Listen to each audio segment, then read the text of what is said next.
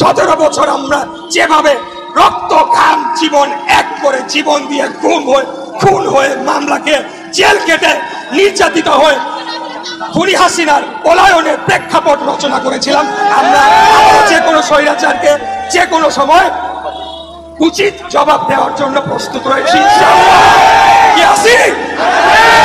যখন জাতীয় নির্বাচন হবে, রাষ্ট্র ক্ষমতা পরিবর্তনের প্রশ্ন চলে আসবে, তখন কি আপনারা আশা রাখতে পারেন যে নিরপেক্ষভাবে বাংলাদেশে জাতীয় নির্বাচন হবে?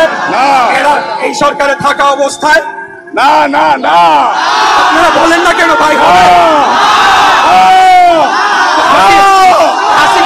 কি হয়েছিল? একই কাজ করেছিল সে। বিচার বিভাগের উপরে হস্তক্ষেপ করেছে, নির্বাচন কমিশন ধ্বংস করেছে, প্রশাসনকে সে ব্যবহার করেছে, তাই কিনা? আমরা কি আরেকটা স্বৈরাচারের জন্ম হতে দিতে পারি? আরেকটা স্বৈরাচারের জন্ম এই বাংলাদেশের মাটিতে আমরা হতে দেব ইনশাআল্লাহ।